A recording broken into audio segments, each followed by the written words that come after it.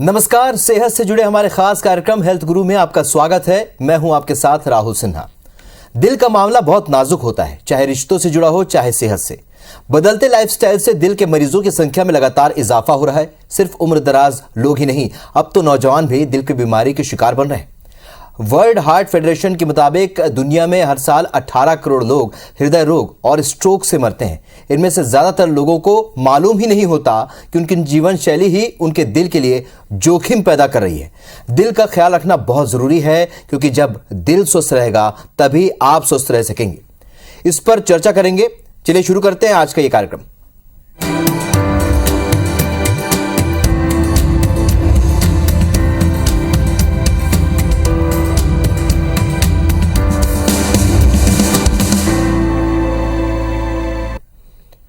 तो दिल की बीमारी आज सबसे ज्यादा खतरनाक बन चुकी है, जिसके चलते हर रोज कई लोगों को अपनी जान गंवानी पड़ रही है। आखिर इसके पीछे के क्या कारण हैं और क्यों आजकल लोग हार्ट अटैक का शिकार हो रहे हैं?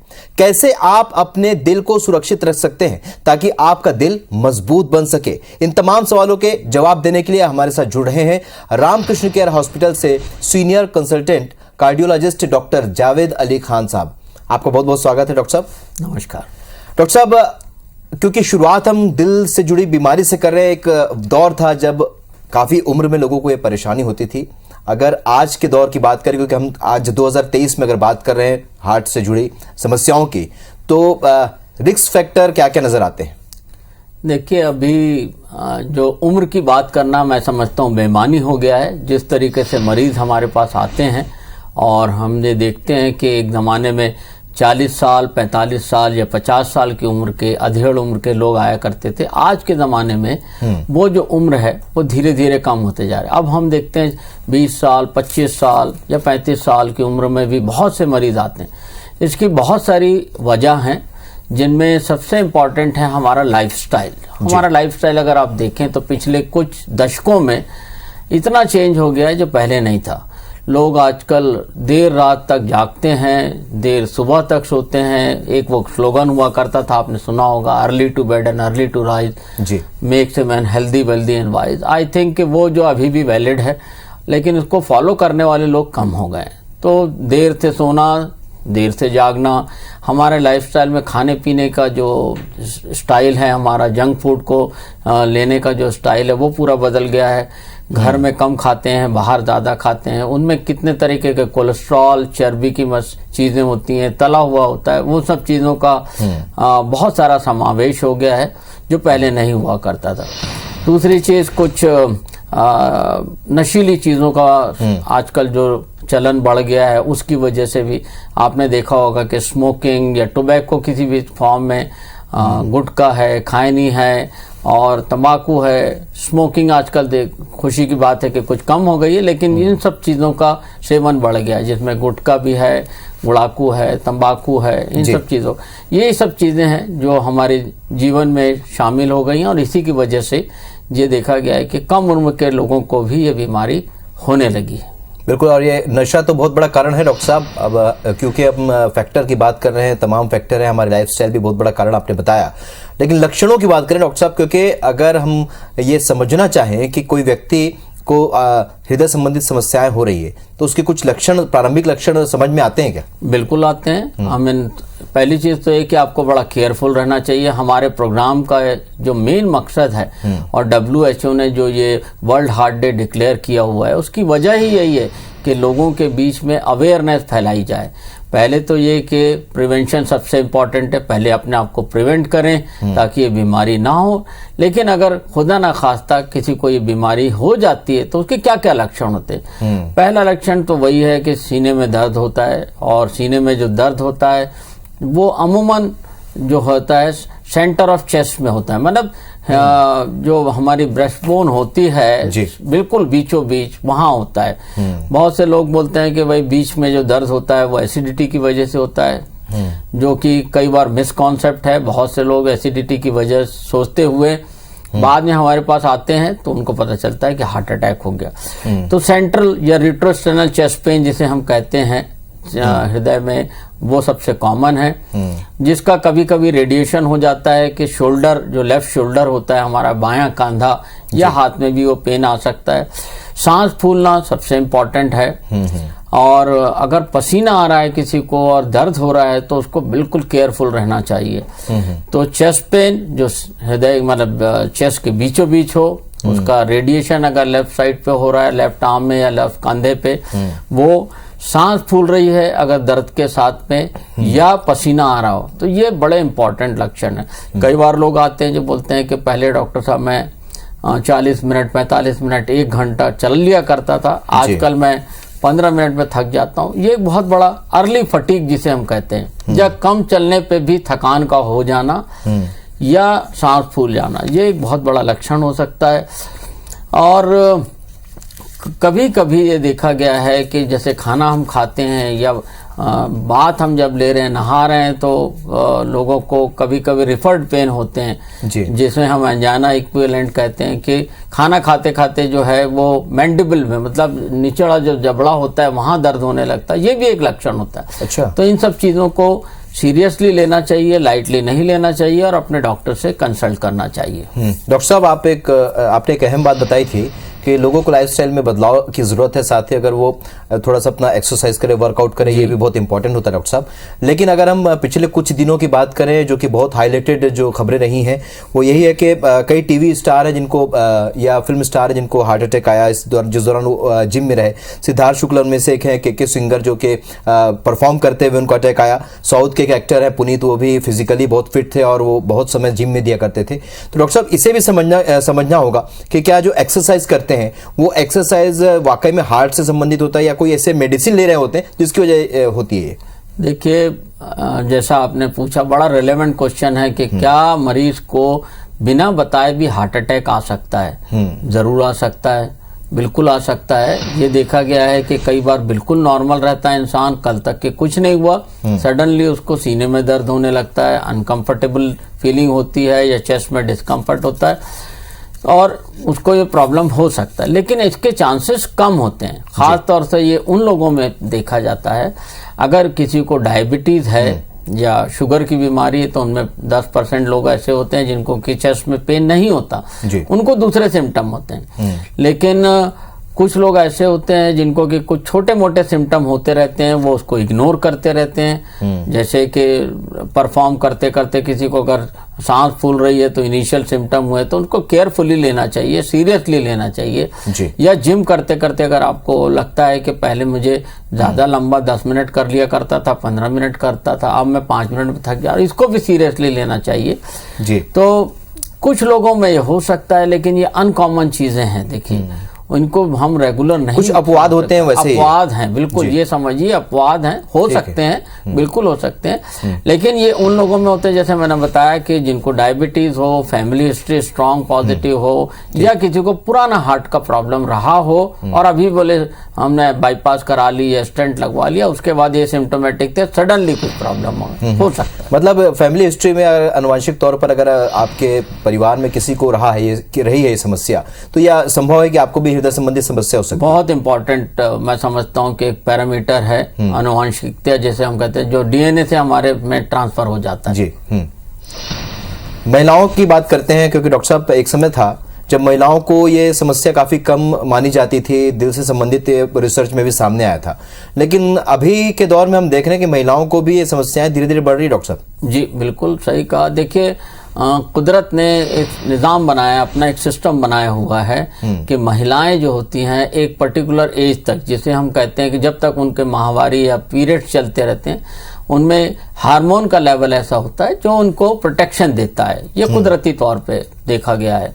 तो लेकिन वो जो एक एज के बाद, जिसको हम मेनोपॉज कहते हैं, जहाँ पे पीरियड्स बंद हो जाते हैं या मासिक धर्म बंद हो जाता है, उसके बाद महिलाओं में ये प्रॉब्लम पुरुषों के बराबर ही होती हैं। तो महिलाएं और पुरुष तकरीबन बराबर हो जाते हैं। और अफसोस की बात यह है कि अगर महिलाओं को ये प्रॉब्लम होती है तो ज़्यादा घातक या ज़्यादा प्रॉब्लमेटिक होती हैं। उसकी वजह है कि महिलाओं में जो हृदय की जो शिराएं वो होती हैं, धमनियां होती हैं, वो छोटी होती हैं, उनमें डिफ्यूज डिजीज देखने को मिलती है, ज़्यादा प्रॉब्लमेटिक होती है। तो पहले तो प्रोटेक्शन रहता है, बाद में एक एज के बाद बराबर हो जाते हैं, और अगर खुदा ना खास्ता ऐसा प्रॉब्लम हुआ महिलाओं में तो ज़्यादा घातक होता है। तो इसलिए महिलाओं को बचना चाहिए जी। और उनमें वो सब चीज़ें बिल्कुल नहीं करनी चाहिए। हमारे यहाँ भगवान का शुक्र है कि महिलाओं में उतनी धूम्रपान की आदत नहीं है, दूसरी चीज़ों की, गलत चीज़ों की आदत नहीं है। लेकिन वेस्ट में ये बहुत कॉमन है कि महिलाएं जो हैं नशों का प्रयोग करती हैं, और इन सब चीज़ों से अगर उनमें प्रॉब्लम हुआ हृदय में तो ज़्यादा खतरनाक होता है। दूसरी इंपॉर्टेंट चीज़ डायबिटीज, ब्लड प्रेशर और कोलेस्ट्रॉल, इन सब चीज़ों से का भी बिल्कुल ख्याल रखना चाहिए। ब्लड प्रेशर अगर किसी को है, स्पेशली महिलाओं को है, तो उनको प्रॉपरली ट्रीट करना है। डायबिटीज़ है तो अंडर कंट्रोल रखना है। अगर कोलेस्ट्रॉल की मात्रा बढ़ी हुई है तो उनको ज़्यादा अच्छे से कंट्रोल करना है। अपने जो भी फैमिली फिजिशियन है, कार्डियोलॉजिस्ट हो, फिजिशियन हो, उनके निकट निगरानी में रहना है और उनसे कांटेक्ट में रहना है। चलिए अब इलाज की ओर आते हैं डॉक्टर साहब, क्योंकि हमने देखा है कि उससे संबंधित जो इलाज काफ़ी महंगे माने जाते हैं, और जो हमारे छत्तीसगढ़ की अगर हम बात करें तो बहुत सारे लोग पहले इसके इलाज के लिए बाहर जाना पड़ता था जिन्हें। अभी हम छत्तीसगढ़ की बात करें, क्या कुछ हमारे यहाँ इलाज संभव है? रामकृष्ण केयर हॉस्पिटल जो कि छत्तीसगढ़ का एक ऐसा हॉस्पिटल है जहाँ पर सबसे ज़्यादा सुविधाएं हैं, तो ऐसे में अगर हम अपने हॉस्पिटल की बात करें, क्या कुछ यहाँ पर लोगों को स्वास्थ्य संबंधी सुविधाएं मिल सकती हैं? बहुत इम्पोर्टेंट चीज़ है। देखिए कि स्वास्थ्य जो है वो सबसे ज़रूरी चीज़ है। अगर इंसान का हृदय या स्वास्थ्य सही रहेगा तो ही वो सही प्रोडक्शन कर सकता है। तो जहाँ तक ट्रीटमेंट का सवाल है, आपको ये बताते हुए मुझे खुशी होती है कि ये तमाम लेटेस्ट जो भी गैजेट्स अवेलेबल हैं दुनिया भर में, उनमें से ज़्यादातर हमारे छत्तीसगढ़ में भी अवेलेबल हो गए हैं। तमाम सारी जटिल जो भी प्रक्रिया होती हैं, ऑपरेशंस होते हैं, जो प्लास्टिक होती हैं, वो सब छत्तीसगढ़ में मुमकिन है। और इसमें बहुत बड़ा योगदान जो है वो छत्तीसगढ़ गवर्नमेंट का है, भारत सरकार का है कि आयुष्मान योजना को शुरू किया और मुख्यमंत्री सहायता कोष शुरू किया, जिससे बहुत से गरीब लोग जो हैं जिनको इलाज के ज़्यादा बड़े इलाज की ज़रूरत थी और पैसों की कमी की वजह से नहीं करा सकते, तो वो सब अब मुमकिन होता है और बहुत आसानी से मुमकिन होता है। तो इवन हमारे हॉस्पिटल में या और दूसरे जो बड़े हॉस्पिटल हैं वहाँ पे भी ये स्कीम वैलिड है, और तमाम जटिल प्रक्रिया जो होती है हृदय की वो बिल्कुल ही कम पैसे में या निःशुल्क तौर पे अवेलेबल है। चलिए, तो डॉक्टर साहब एक अहम जानकारी आपने दी है, क्योंकि सरकार की तरफ से बहुत सारी योजनाएं चलाई जा रही है। अगर हमारे यहाँ तमाम तरह की सर्जरी या सुविधा उपलब्ध है और सरकार की मदद है तो जाहिर सी बात है लोगों को बड़ी राहत ज़रूर मिलती नजर आ रही है। बहुत सारी योजनाएं हैं सरकार की ओर से जो हमारे प्रदेशवासियों के लिए चलाई जा रही हैं। इलाज के लिए अगर संभावनाओं की बात करें डॉक्टर साहब, पहले तो हम ये समझ लें कि किस किस तरह के, क्या सर्जरी की नौबत शुरुआत से ही आती है या शुरुआत में कोई छोटी मोटे ट्रीटमेंट से, और लोग बोलते हैं स्टेंट लगाने से भी काफ़ी राहत मिल सकती है? डॉक्टर साहब देखिए, हार्ट की बीमारियां कई तरीके से होती हैं, जिनमें सबसे कॉमन हम जो बात करते हैं वो होती है कि हार्ट के धमनियों में या जो कोरोनरी आर्टरीज कहलाती है उनमें ब्लॉकेज, जो सबसे कॉमन होता है। और उनके इलाज की बात करें तो 2-3 तरीके के इलाज अवेलेबल हैं। कुछ तो अगर मामूली बीमारी है तो वो दवाओं पे ही कंट्रोल हो जाती है, जिनमें कि खून पतला करने की एस्पिरिन देते हैं, क्लोपिडोग्रिल है, या इस तरह के कुछ कोलेस्ट्रॉल को कम करने की दवाइयाँ दी जाती। तो मतलब कि कम बीमारी हो, मामूली प्रॉब्लम हो तो दवाओं पे ठीक हो सकता है। लेकिन अगर दरमियानी या मॉडरेट बीमारी हो तो उसके लिए एंजियोप्लास्टी हम लोग करते हैं और एक फिर से दोबारा ना हो करके स्टंट लगाया जाता है। ये उन लोगों को है जिनमें कि 1 या 2 आर्टरीज में प्रॉब्लम होती है, डायबिटीज नहीं होते उनमें। लेकिन खुदा ना खास्ता कुछ ऐसी प्रॉब्लम हो कि तीनों आर्टरीज में प्रॉब्लम हो और काफ़ी ज़्यादा प्रॉब्लम हो तो उनमें बाईपास सर्जरी की जाती है। तो तीनों ही तरीके की जो मॉडलिटीज़ हैं इलाज की वो छत्तीसगढ़ में सभी जगह अवेलेबल हैं, हमारे हॉस्पिटल में भी अवेलेबल हैं और बहुत कॉमनली होता है। और सरकार की स्कीम में तो बहुत ही कम पैसों में होता है या निःशुल्क होता है। तो ये सारी चीज़ें अपने पास अवेलेबल हैं और मैं समझता हूँ कि डॉक्टर अगर बोलता है कि एंजियोप्लास्टी करवाना है और एंजियोप्लास्टी हो सकती है तो ज़रूर करवाना चाहिए, यही उसका सबसे सही इलाज है। और जब नहीं होता है तो फिर हम बाईपास सर्जरी कहते हैं। ये तो एक हो गया जी। दूसरा जो होता है, कभी कभी देखा गया है कि बच्चों में भी बीमारियां होती है हृदय की, जिनको कि अमूमन लोग छोड़ जाते हैं, भूल जाते हैं, जो बहुत कॉमन होती है, जिनके घर पे होती है, उनके पेरेंट्स की बहुत ही प्रॉब्लम, उनको बहुत प्रॉब्लम होता है। तो बच्चों में जो प्रॉब्लम होती है वो स्ट्रक्चरल प्रॉब्लम होती है, या समझ लीजिए एक तरीके से उनके हृदय में बनावट की प्रॉब्लम रहती है। कुदरती तौर पे जब बच्चा पैदा होता है तो दिल में सुराख होते हैं, हृदय में ऊपर की तरफ, नीचे की तरफ, या कभी कभी कम्युनिकेशन हो जाते हैं। तो ये सब जो चीज़ें बच्चों में होती हैं, इनका इलाज एक ज़माने में तो सिर्फ सर्जरी हुआ करता था या ऑपरेशन होकर करके बंद करना होता था। आज के ज़माने में हृदय के बहुत सारे बच्चों के भी बीमारियां जो हैं उनको बिना ऑपरेशन के हम डिवाइसेस से बंद कर सकते हैं, जिनमें कि ASD होती है, हृदय में ऊपर की तरफ जो छेद होता है, नीचे की तरफ जो सुराख होता है उसको भी हम बंद कर सकते हैं। VSD, PDA बहुत कॉमनली होता है, और इन सब चीज़ों का इलाज बिना ऑपरेशन के भी अब मुमकिन है। चलिए, तो बिना ऑपरेशन के भी छोटे बच्चों का जो इलाज है वो मुमकिन है, बशर्ते उसको समय पे आप अगर डॉक्टर से कंसल्ट कर लेते हैं जी। और तमाम तरह के जो सुविधाएं हैं, जो छत्तीसगढ़ में सबसे अच्छी बात यह है कि सारी सुविधाएं उपलब्ध हैं। लेकिन अगर कारणों पर हम चर्चा करें डॉक्टर साहब, लाइफस्टाइल की तो हमने बात की है, मोटापा कितना बड़ा कारण हो सकता है?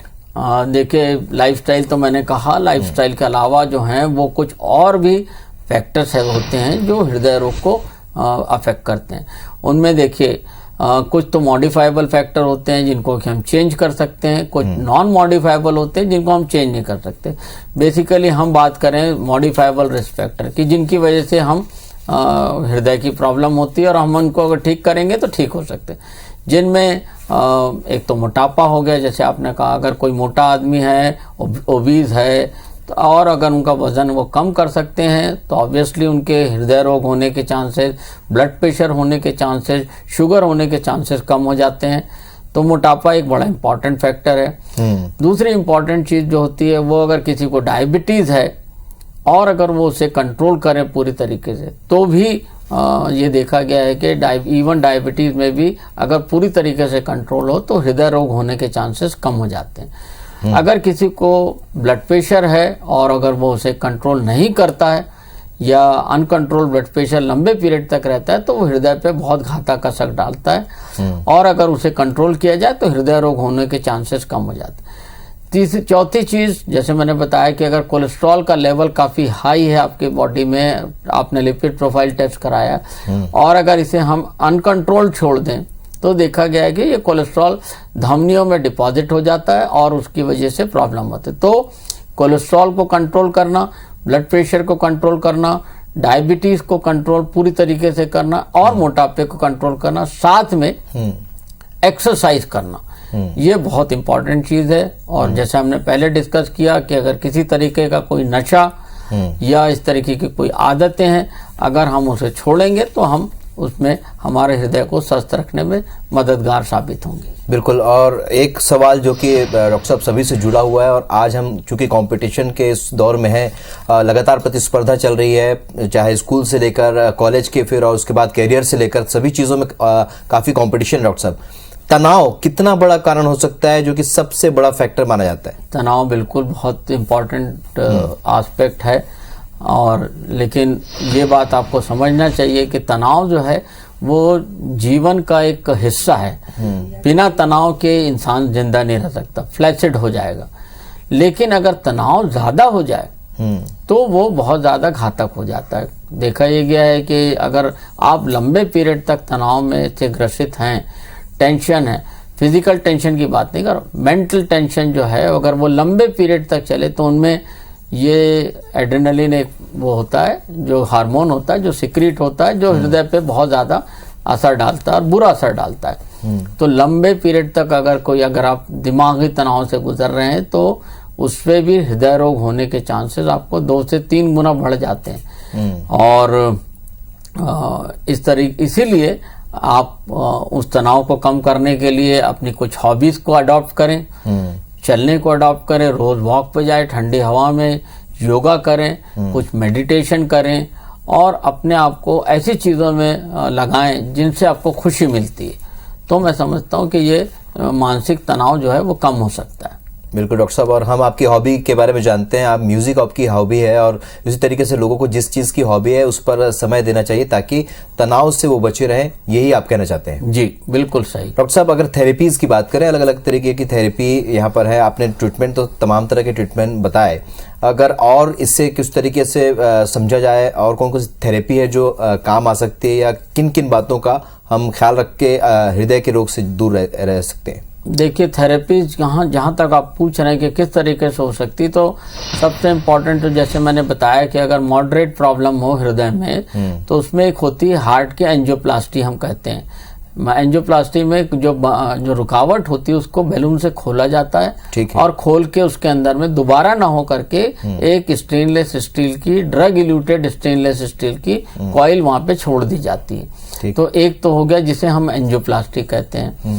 अब ये एंजियोप्लास्टी में अलग अलग किस्म की होती हैं, अलग अलग किस्म के स्टंट्स होते हैं, और अगर नहीं हो रही है तो फिर बाईपास सर्जरी कहते हैं, जिनमें कि